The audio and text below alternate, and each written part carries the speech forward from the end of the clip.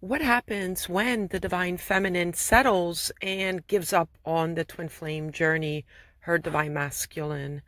I'm Annalisa, and welcome to my channel. Let's talk a little bit about what happens when the divine feminine decides to let go of their divine masculine, believing in their own minds they can never be with their person because for many different reasons, whether their person, the divine masculine, is in another relationship, whether they're married, they have children with others, whatever the situation may be. It might even be because they live in a different country. And all of this, although it may appear impossible that your divine masculine may ever come back in, I hear comments in my different platforms that they have given up on their divine masculine, that the divine feminine now chooses to either stay married or feel hopeful that a soulmate will come into their life. And all of this is the mind trying to figure things out, right? And this is what we do as human beings. We forget that we're spiritual beings and we think out of our minds. And although the mind is a beautiful part of our bodies, right? We do have a mind, we have a beautiful body, and we have a spirit, mind, body, and spirit.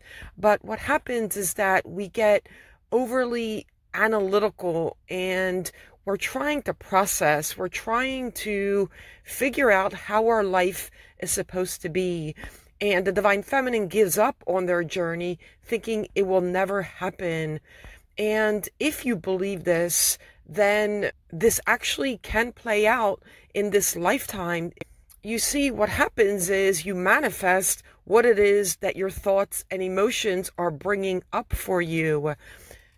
My last video is on manifestation, and if you have not seen that, I encourage you to go back and take a peek in that video. But what's important here is that before you became awakened, you may not have known that you subconsciously manifest everything in the 3D.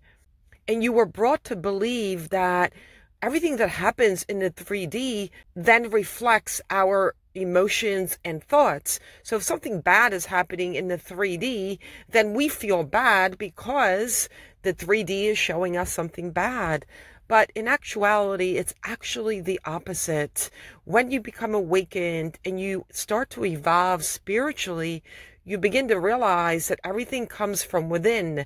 So it's as within, so without. So your thoughts and emotions from within is actually what you manifest in the 3D, not the other way around. So if you divine feminines out there are still believing that due to the circumstances of your unique situation, that you can never be with your person because of whatever circumstances, that is not necessarily true. However, if you hold on to that belief that you can never be with them, you're actually manifesting never being with them. And the idea of the whole twin flame connection, the activation that is occurring is happening to help you understand that you are the master manifester. You are the operant power. And this is what I want to focus on in more of my videos. So if you're resonating with this, you will enjoy my videos. However, if you are still obsessed and in chasing energy, you may not resonate with what I'm saying, but you are actually manifesting everything that you see in the 3D. And now you are more conscious because of this awakening that you've had, this full-blown twin flame activation that you've had. You are so conscious of what is going on. So you are actually projecting out in the 3D. Now you're also subconsciously doing it anyway. All the inner talk that you have, that inner dialogue that you're having within yourself, that is not silent. The universe hears everything. So your thoughts are not silent. If you keep believing I can never be with them, that is exactly what's going to play out in the 3D. If you know that you manifest everything around you and you truly believe that, then that will be the case for you. And that is actually what is happening. So I encourage you all, Divine Feminines, don't give up on your journey. Now, I'm not saying for you to become obsessive again over your person. No, it's actually by letting go of them energetically that you do attract them back in. Whether they are in another country, whether they are married, whether they have children with others, none of that really matters. And I know you may say, well, what do you mean? I don't foresee myself being with this person for the next 5 years, but circumstances don't matter, because when you begin to shift your energy, when you change your self-concept and you believe that your divine masculine sees you as worthy, as being prioritized, you shift that energy, and energy shifts quickly. It's like a light bulb. When you turn on the light bulb in your home, or you turn on the switch in your home, what happens? The light goes on, right? It doesn't take 10 minutes or 15 minutes, right? It happens instantly.